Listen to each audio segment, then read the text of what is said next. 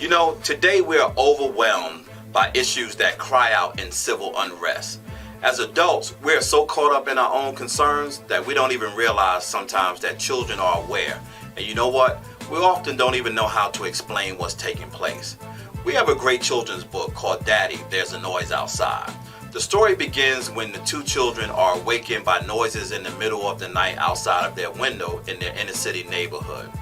Daddy, There's a Noise Outside breaks down this complex issue of protesting into an easy conversational style that first graders and fourth graders can understand.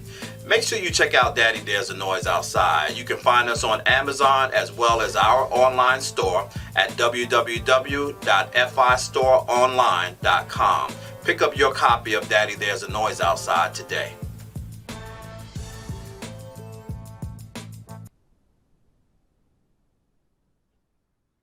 Hey, what's going on, everybody? It's your boy Kenny Braswell, Fathers Incorporated, and I am excited tonight. It's 7 o'clock. Give everybody a quick chance to get on. How's everybody doing tonight? As you can see, my background and everything is just a little different this week. And so I have moved all of my equipment from the office to the house.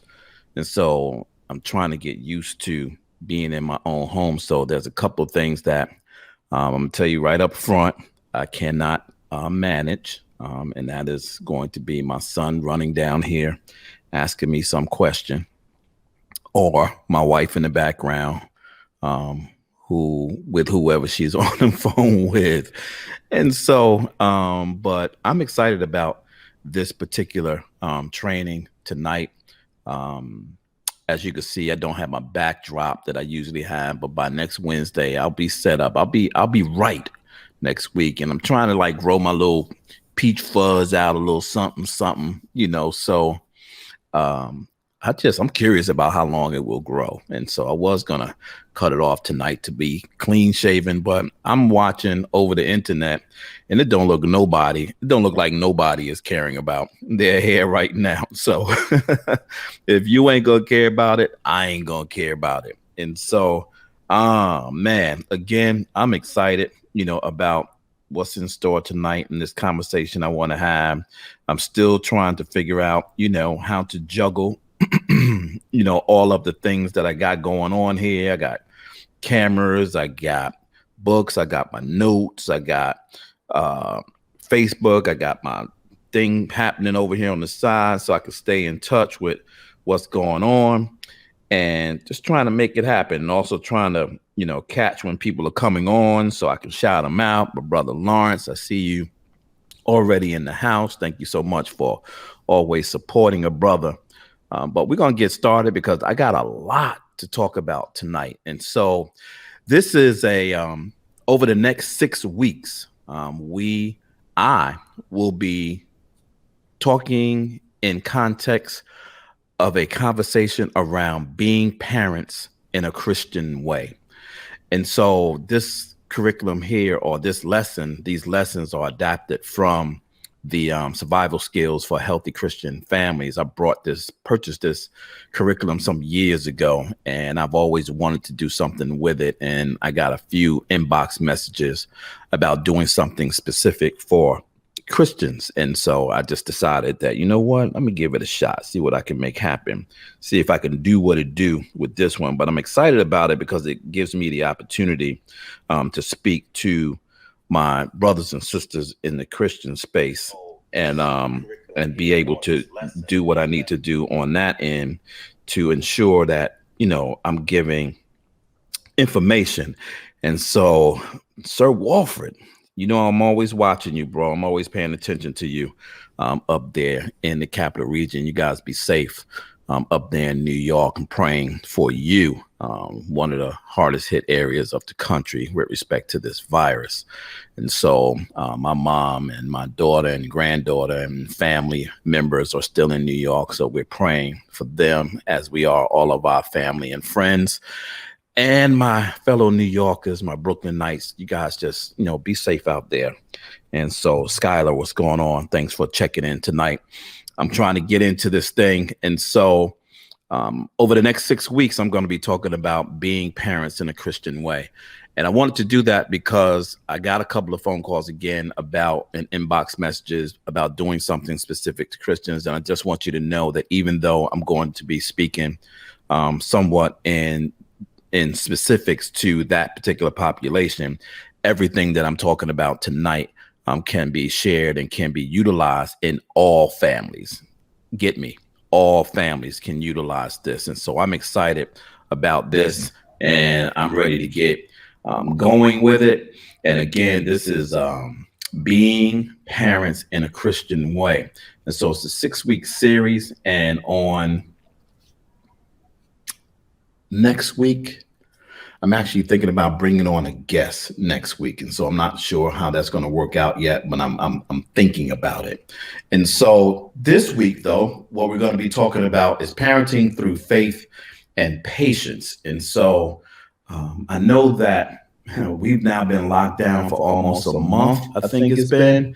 And I know that everything in our families can't be roses, right? Some things got to be going a little chaotic. And if you are watching me tonight and things are not so normal in your household, hit me up and let me know that you feel me tonight. And so we have been able to maintain some level or a great level of civility in our house and been able to continue to be who we are, do what we need to do, love on each other, support each other, find times to laugh, find times to get together, and also to find times to get apart, or find times to stay apart. And so, which is also important. I'm going to be talking a little bit about that tonight. And so, again, I tell you, I'm getting my little button straight. One of the things that we know about humans, right, is that human beings were created for relationships. We were not meant to be isolated, right? We were not meant to be away from each other. That's one of the reasons this time is so difficult for some people, because some people don't like being alone. They like the interaction.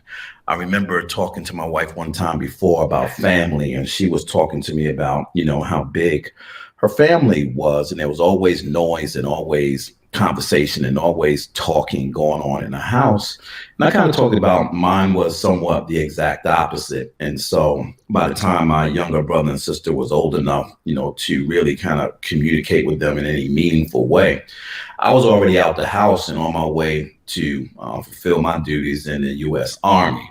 And so for the most part, other than, children noises, my house was pretty quiet relative to houses where there are so many different individuals and grown-ups and people in the house. But what I do know is even being in those houses, I still yearn to be around somebody. I wanted to be connected to somebody. And I believe that God has created each person with two basic emotional needs, something that we all need in our lives, something that we all crave for. And so part of being a parent is part of being a part of our families, is part of being networks, is why we join fraternities, is why we join churches, because everybody is trying to find a little bit of connection. The first thing is that everybody wants to be somebody special. Everybody wants to be special in someone's life. Everybody wants to be seen as special. They want to stand out, right? They don't want to be just part of the crowd. They want to have their own uniqueness in the space that they're in. And that's a basic emotional need for us. We just don't want to be anybody, right? We just don't want to be in the place. We actually want to be somebody and be somebody special. The second best basic human need is to belong, right? We all want to belong to something. We all want to have friends and we want to be connected, right? I remember growing up, one of the things that I always used to say to myself growing up in a single family household, wanting to be connected, and didn't, I had a brother and sister. What's up, EJ? He just jumped on, keep talking about family, right?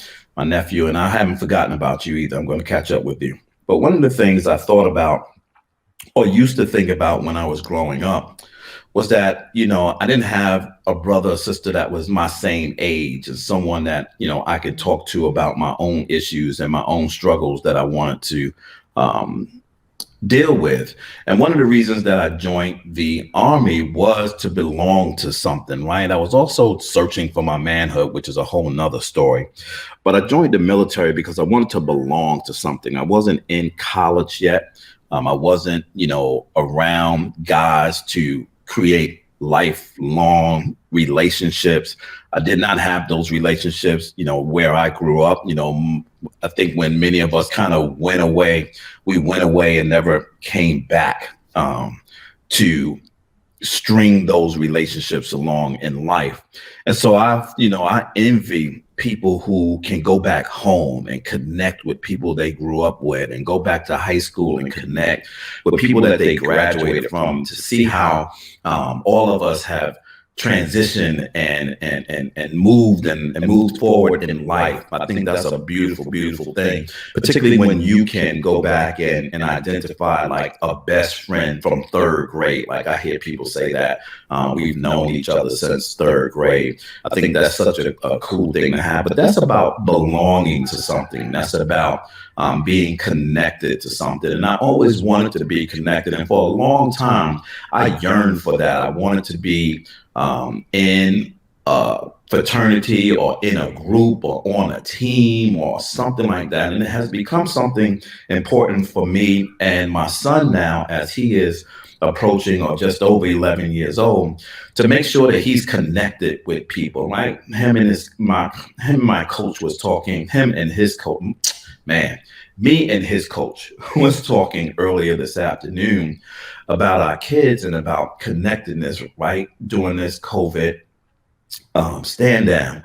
And what we were talking about is, you know, they have the luxury now of still being somewhat connected by technology, right?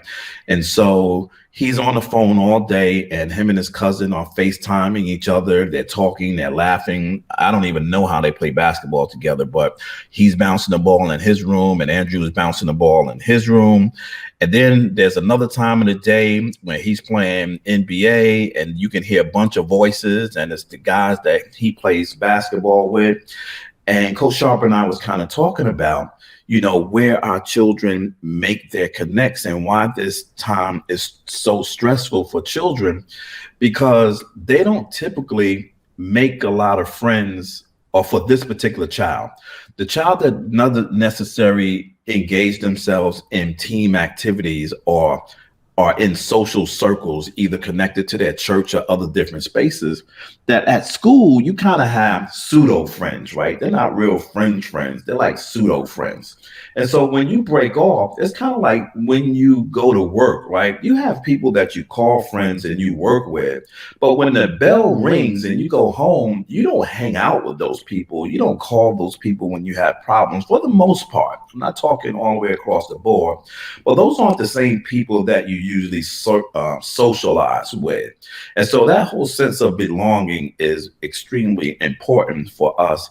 And those are the reasons why they're important. But in order to meet a balance between those needs, we believe that you need to learn 3 basic skills.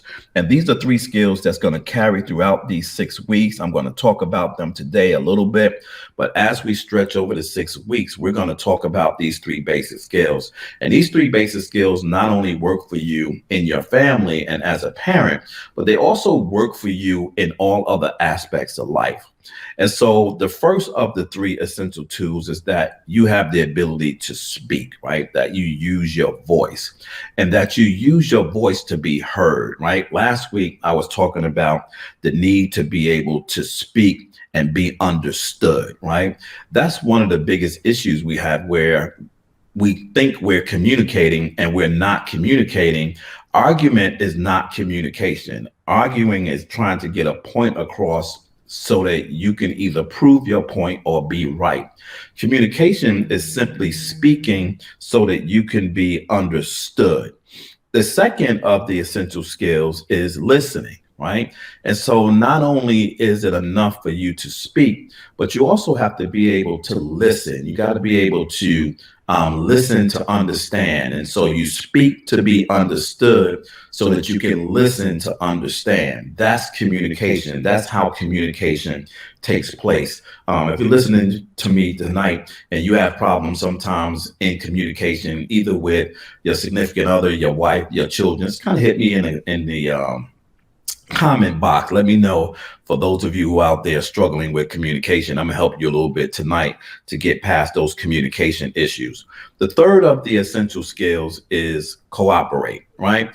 And so part of being in a family and part of being a leader in your family is being able to both speak with authority to your family, speak with authority to your children, also listen with compassion, listen for understanding, but then to receive that information and then cooperate, bring that information together so that your family can thrive, right? And so you want to be the manager of things that's taking place in your house. And one of the things that you need to be able to do is really understand this definition, right? Or characteristic. And sometimes it can even be a goal of a Christian family.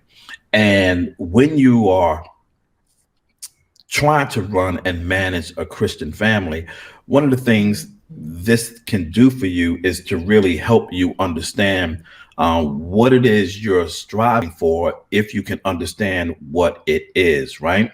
And so this is just one definition, is one of the things that I kind of put together that helps me in my own home, right? And so a characteristic, a definition, or even a goal, right, of a Christian family, or for any family for that matter, is a Christ-centered and loving place to belong and grow, right? And so that's what you want in your homes. You want to create a loving space, and you want to be able to belong, and you want to be able to grow. And you know what? It's in that belonging that this thing about love manifests itself, right? Because that's really what this house is. A house that's Christ-centered and a loving place to belong and grow is a house full of love. If you see a house that, or family, and they're always, even if they're at odds with each other, even in relationships too, there's some relationships where, you know, they love to argue. But even in the argument, you can feel a sense of love. It's not like they hate each other. It's just that that's the way they communicate, right? Cousins do that, right? They get together, they love on each other when they're away from each other. Then they get together, and some odd reason, there's always this friction that happens, right?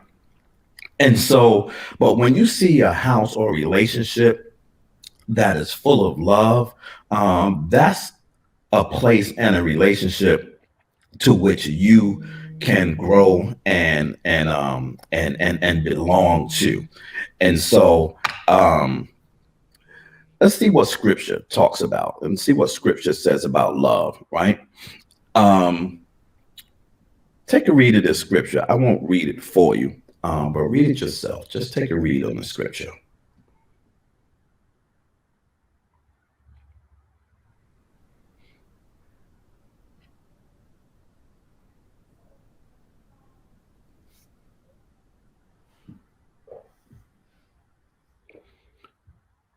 Basically, what it's talking about is talking about what love is and the extent of love. And it's also talking about the persistence of love, right? The consistency of love, to be able to not let up on love, to be able to allow love to be your driver, right? You know, when it says always look for the best and never look back, but love keeps going to the end and it never dies, right? That's a loving household. And what that means is whatever's going on in that house, it really doesn't matter. As long as we love each other, right? Everything is going to be all right.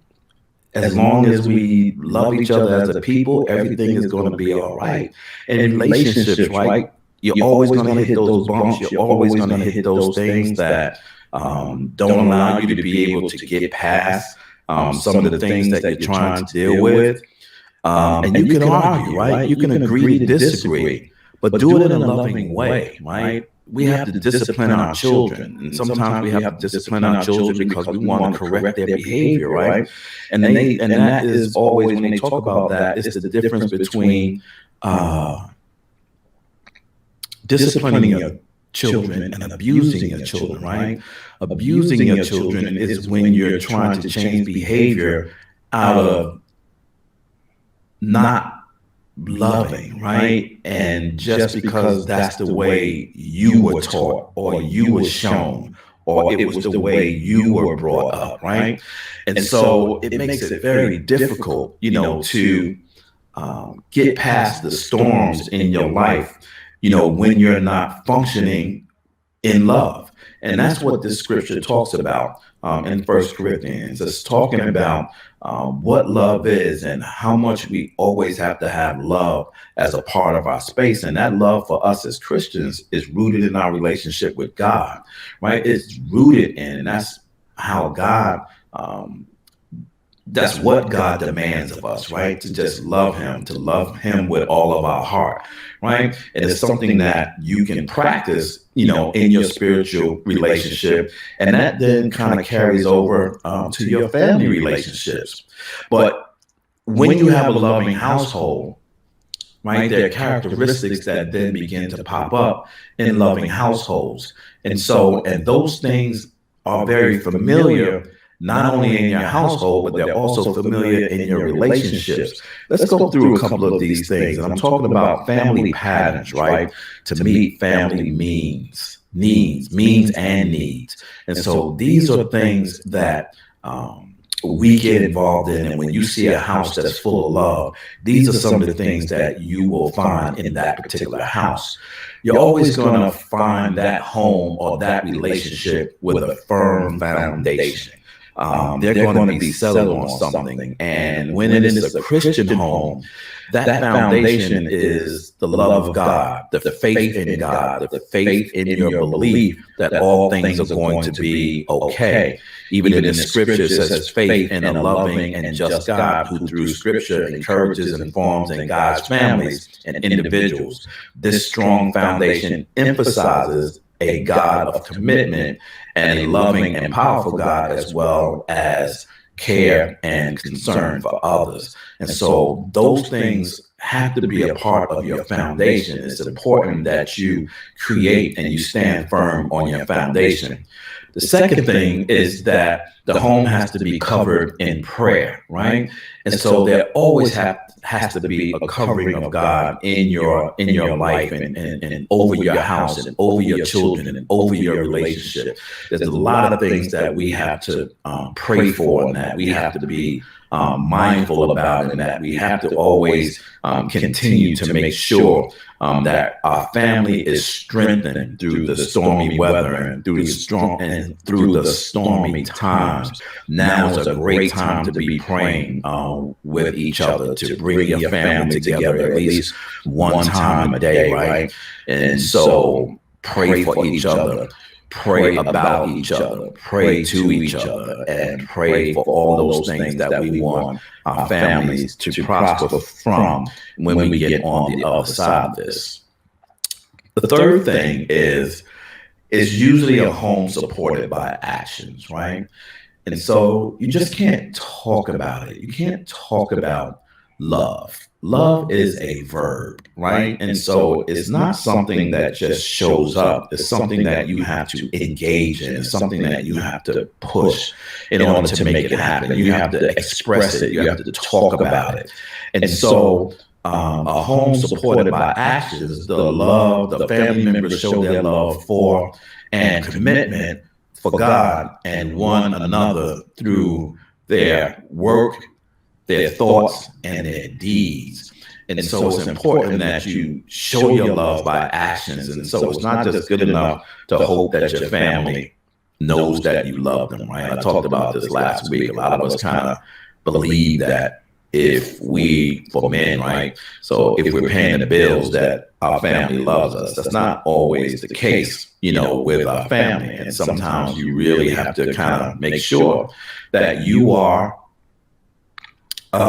voicing your love, expressing your love, right? Knowing there's a book out called Love Languages, knowing your language and knowing how your family understands how you express love. The next thing is that adults are in charge, right? So in a house that is covered in prayer and that has a strong foundation, right, and that is supported by actions, has to have leaders, right? Somebody's got to be in charge, and that has to be the adults, right? So at least one adult in the house has to be willing to be a leader, right? And enforce rules and encourage and support family members. So it's an important ingredient in a healthy home, in a healthy Christian home, that it is clear who's in charge. It's clear who's setting the rules. It's clear who is setting boundaries and who is giving instructions and who children should be accountable to. And so it's important for all of those things to happen in a loving, healthy Christian home. This one here is interesting because when I saw this in the curriculum, it took me a minute to kind of get my head wrapped around it. And then I was like, oh, okay. Yeah. I get this. Right? Room to be close and far apart. Let that sit in for a minute. Let that settle with you for a quick second. Room to be close and apart. The best homes have a balance of those two things.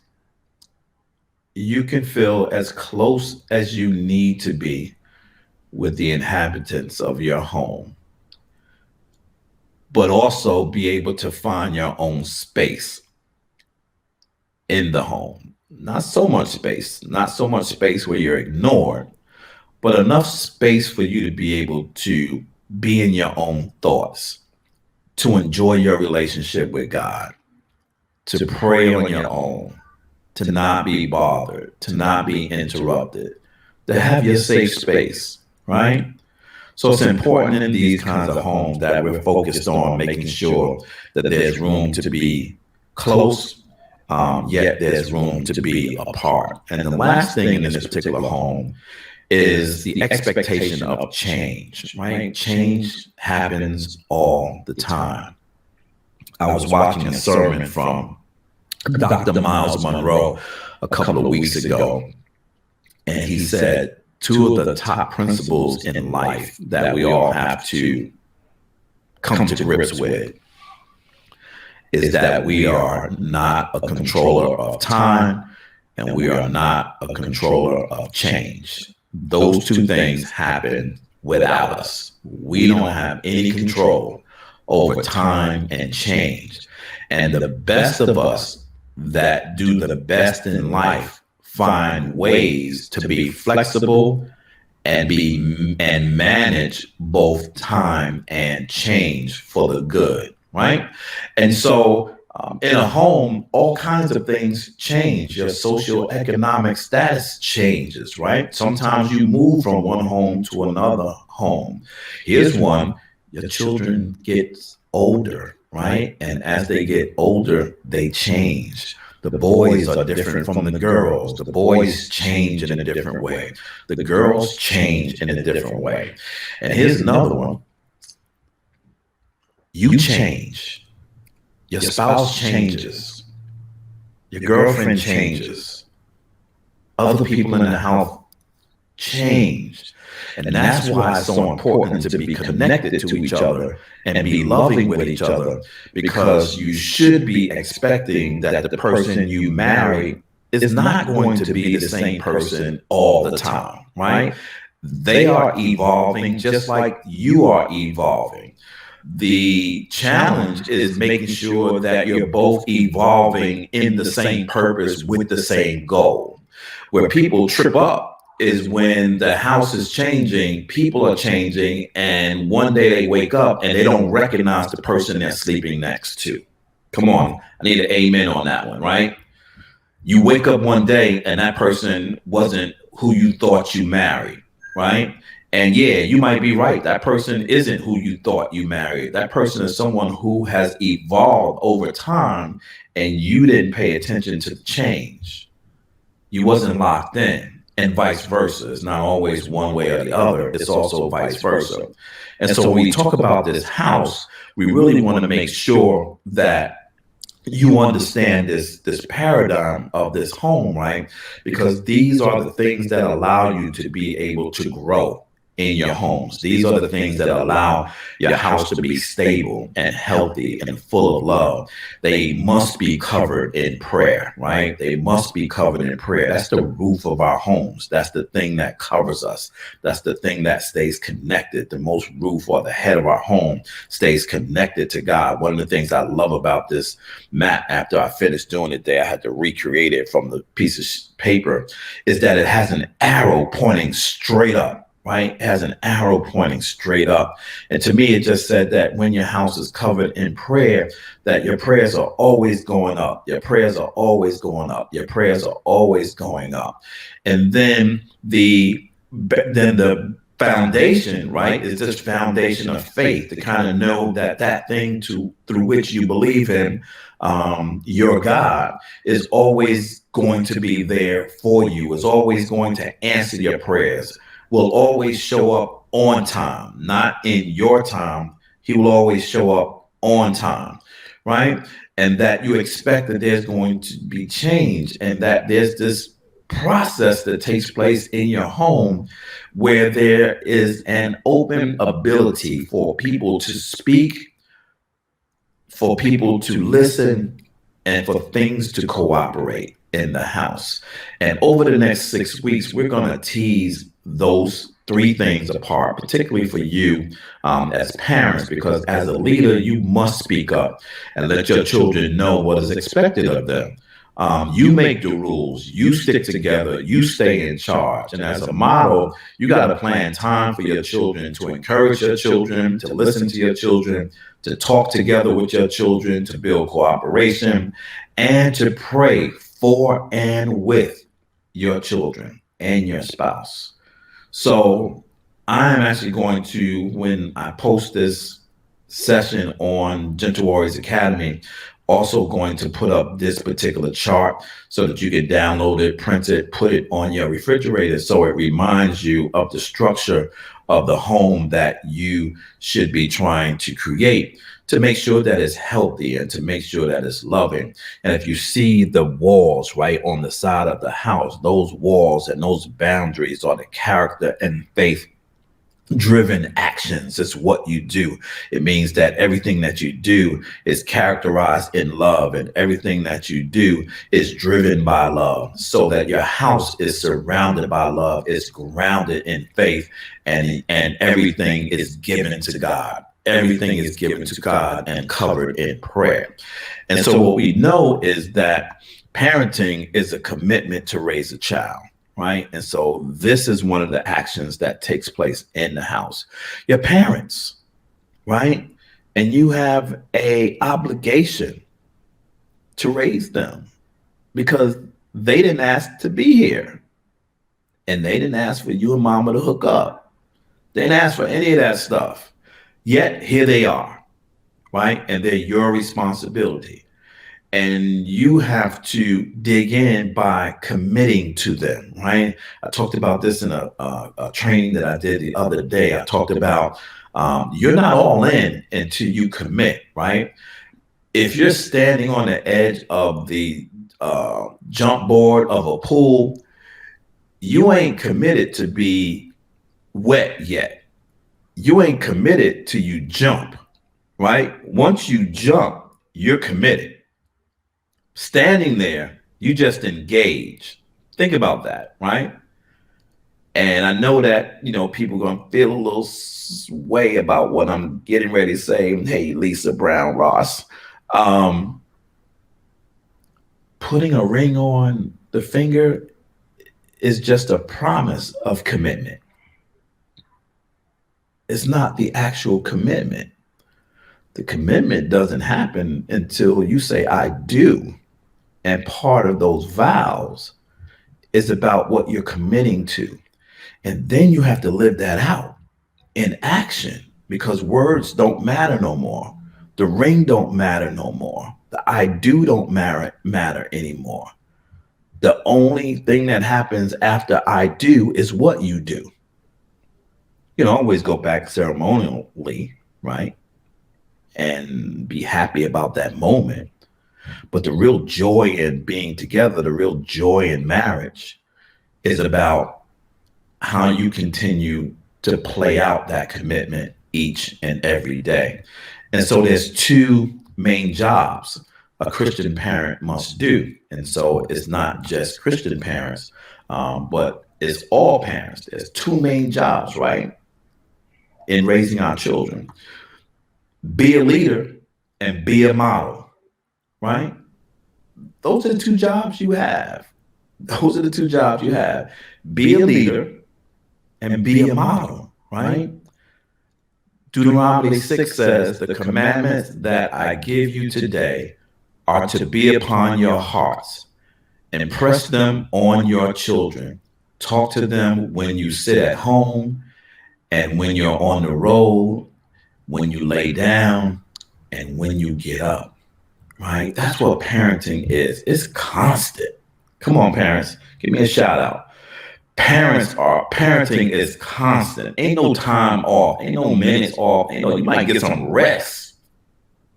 But even in your rest, you on, right? Because any minute, one of them can get up, right? Any minute, one of them can scream your name from their beds, right? Any minute, something can happen and you have to pay attention to your children.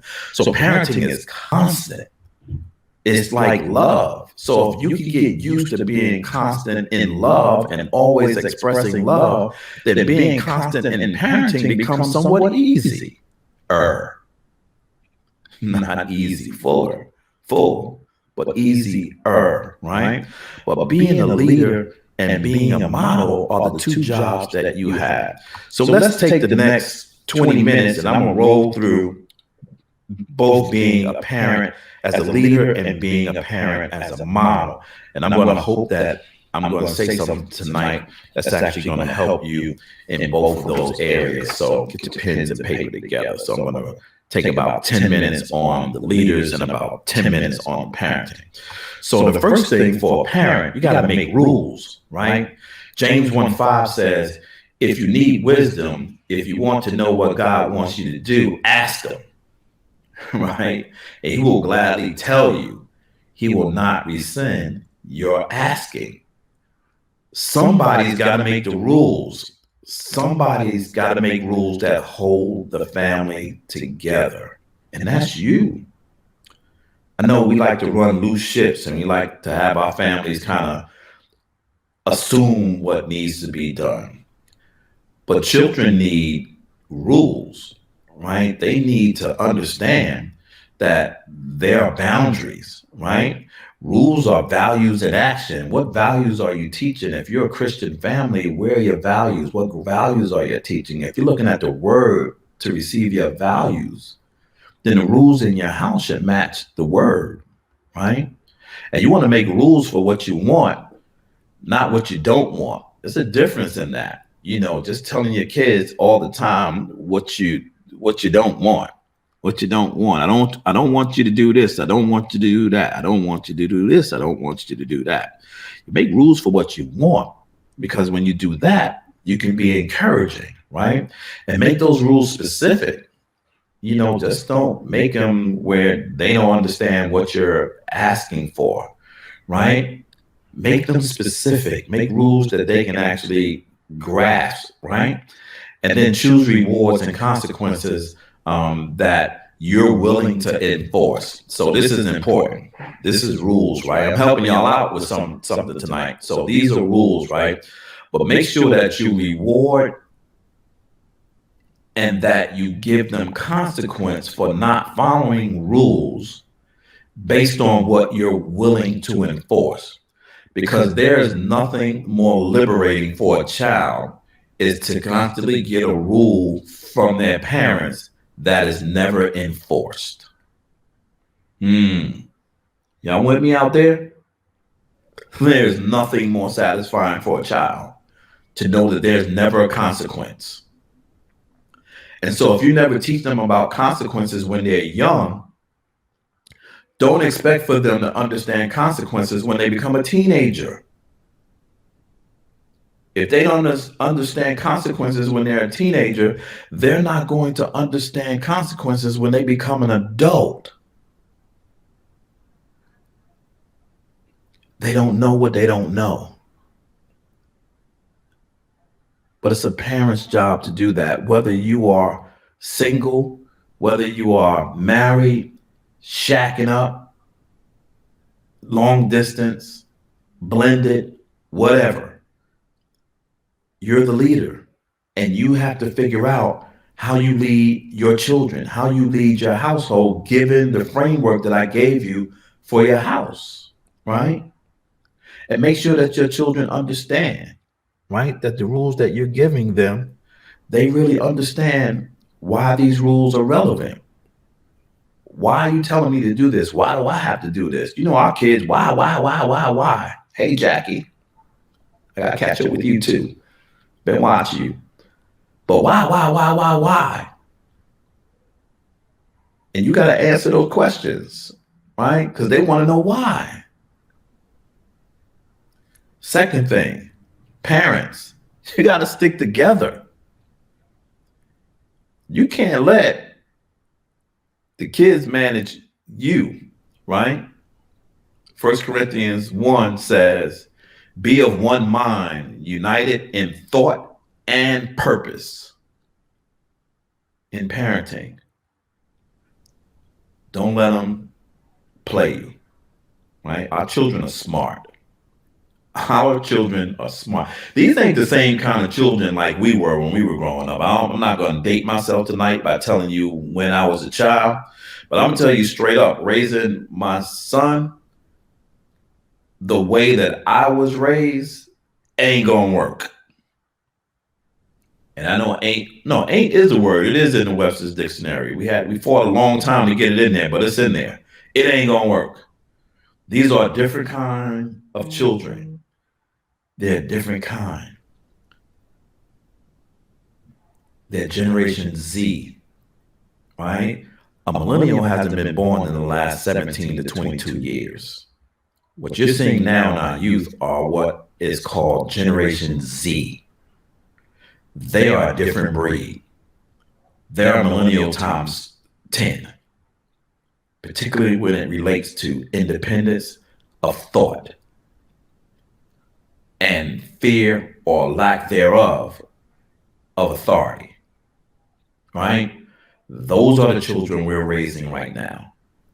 And you got to get on board with understanding what you're raising. In order to do that, as parents, you got to stick together, right? You got to support your joint decisions. You can't say one thing and the other parent says something else. Because the minute you start doing that, that child understands that play, right? That's on the chessboard. You also got to be clear about who is responsible for parenting each child and who is not, right? And that sounds really weird for a married couple, because a married couple will say, we're both responsible. Children need to know who's in charge. They need to know who I should be paying attention to. If it's both, then you got to be parenting and providing discipline equally. But one person can't be the rule maker and the other person the enforcer. The enforcer is always going to have more power than the rule maker. So in order to make sure that your children are clear about rules, you got to be able to support your joint decisions and negotiate the differences, right? This is very clear for our non-resident co-parents. Negotiating your differences, right? You think something should be one way, they think something should be another way. This person thinks that raising their children should happen this way. This other parent thinks that it should happen another way. And then you have that conversation in full view of your child. So they already see the dysfunction in your parenting. And they're looking for a hole to get through. And unfortunately, you're providing it for them. Right? So stick together. The third thing is stay in charge, right? Stay in charge. Hebrews 12:11 says, no discipline is enjoyable while it is happening. It's painful. But afterward, there will be a quiet harvest of right living for those who are trained in this way, right? There's a whole training that I want to do at some point around alternatives to discipline, right?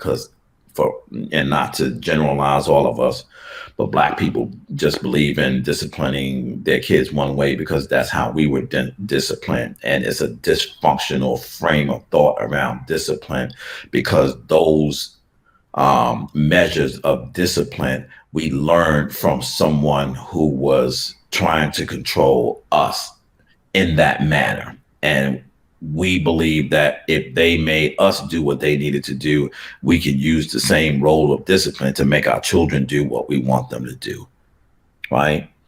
Don't want to take you all the way back to slavery, but that's the history of where we are and how we think about discipline. Yeah, I know what the Bible says about spare the rod, right?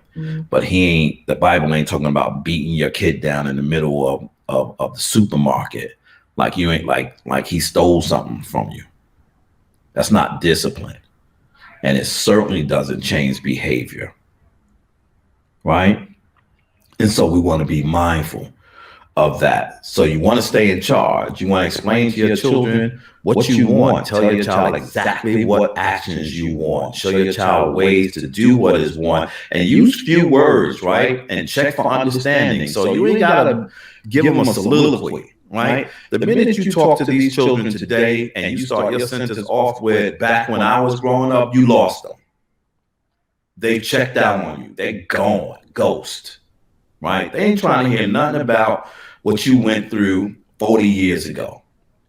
Get to the issue at hand, mom and dad, right? Use few words so that they can understand what you're saying, right? God uses very few words throughout the Bible for us to have understanding. It works.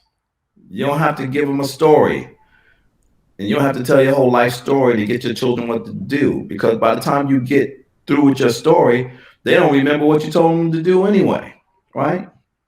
Hey, Coach Sharper, thanks for joining in tonight. Thank you for all of you. I'm really thankful for everybody who's listening to me tonight. And give support. Give support to your children, right? Make sure that you give them the kind of support that they need in the rules that you're asking for, right?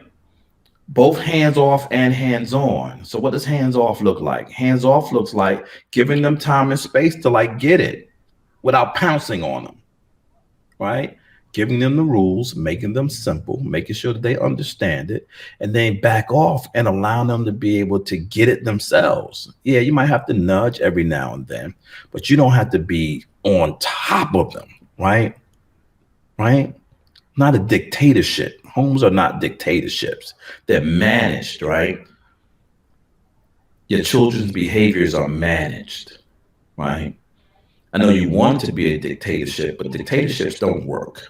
Read your history. Dictatorships don't work. And then you want to be hands-on, right? At some point, you want to be hands-on because you want to praise them when they do get it right. You don't want to always chastise them when they get it wrong, right? But then you don't want to praise them when they do it right. Same thing in your relationships, right? In your relationships with each other, moms, dads, husbands, wives, whatever. You always got something to say when something goes wrong, but everybody wants affirmation. Everybody wants to be approved, right? That's part of belonging. We talked about that earlier. Belonging to something. So the two of you belonging to a relationship, something that's sacred and something that's honored and something that is committed forever. There's joy in being connected with another person, right? You want to make sure that that person is happy in that space.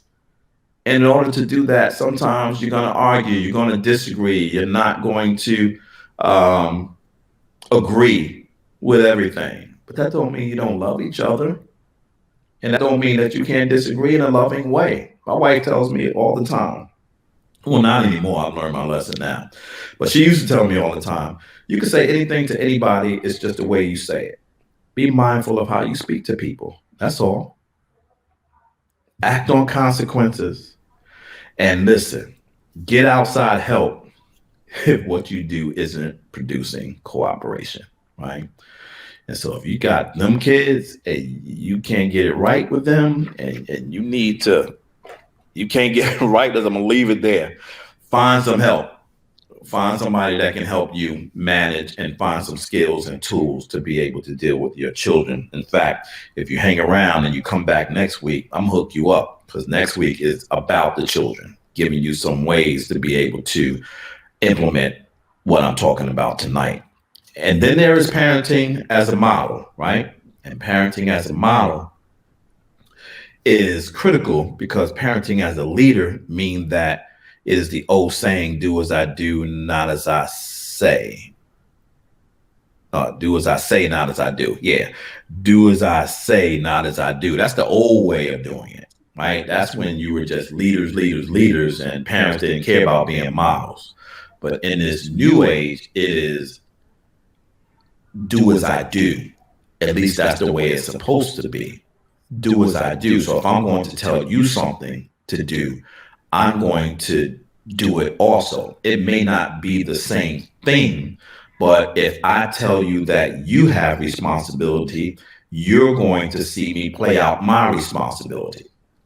If there's a consequence that comes to me for not fulfilling a responsibility, then I need to let you know that as a parent, I have consequences too when I don't adhere to my responsibilities. Here's the one. What happens if you don't pay the rent?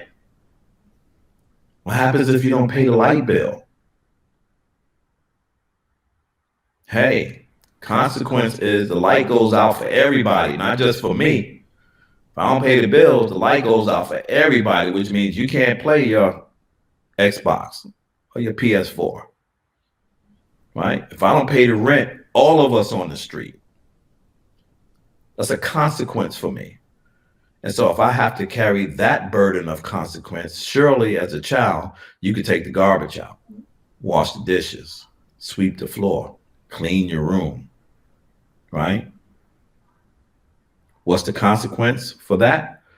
It's up to you, but make sure whatever the consequence is that you're willing to make sure that you adhere to it. And so parenting as a model starts with planning time with your children, right?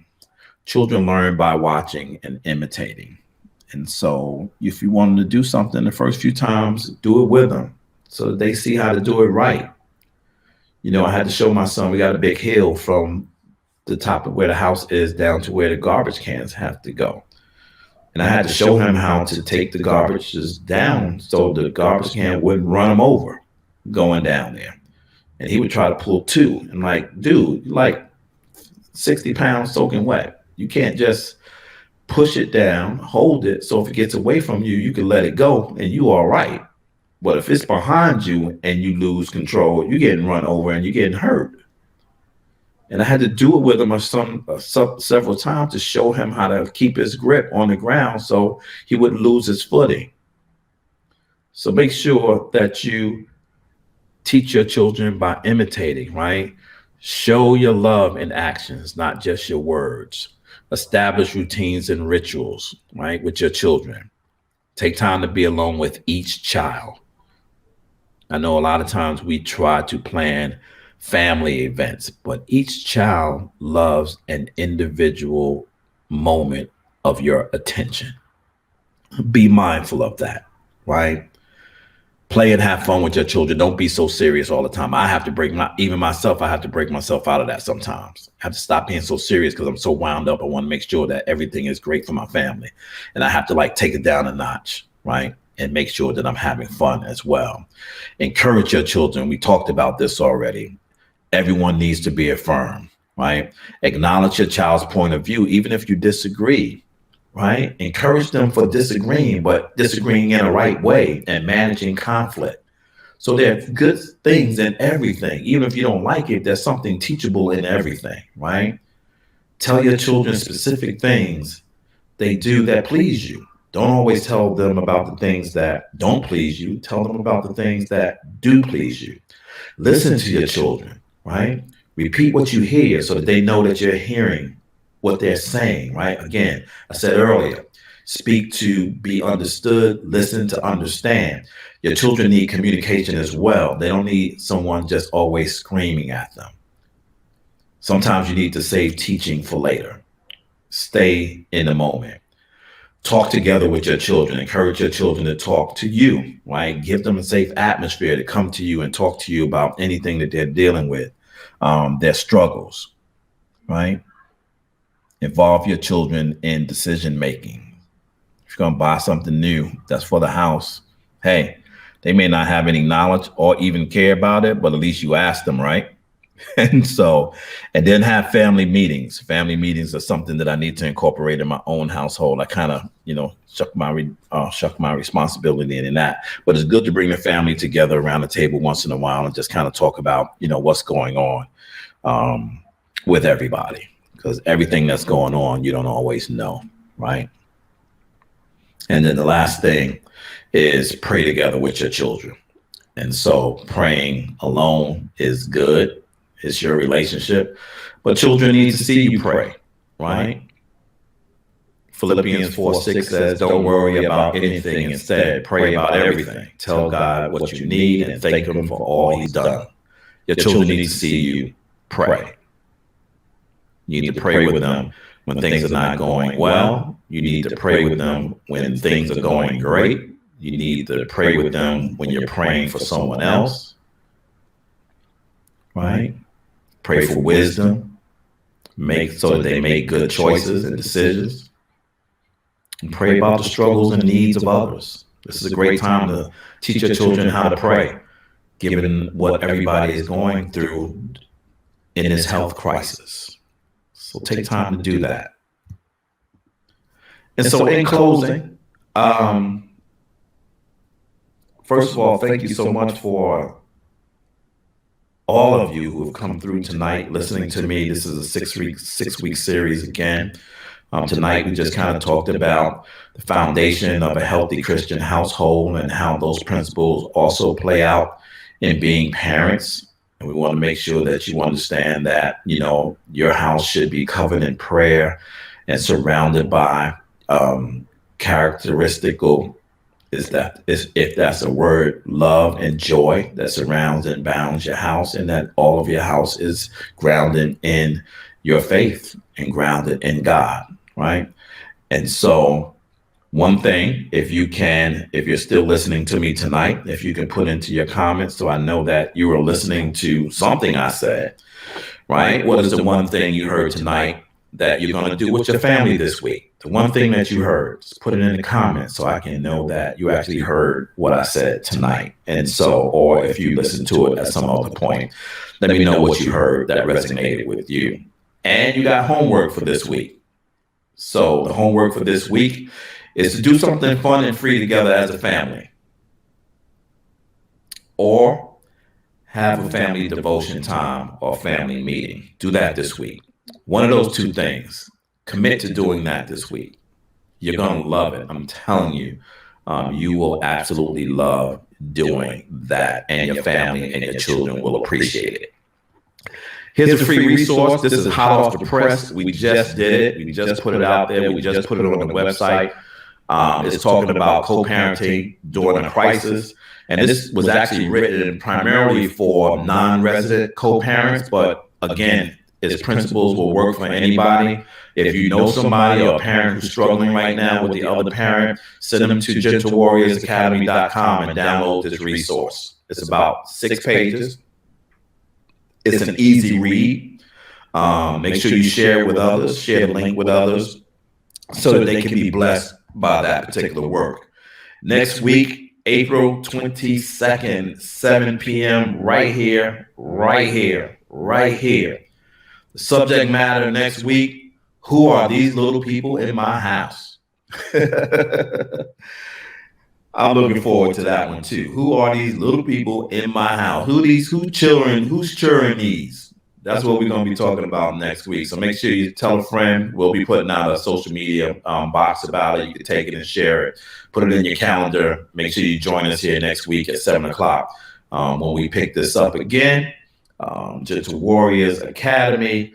Listen, I am so appreciative of you all. God bless you. Stay safe out there. Really, really, really, really stay safe out there.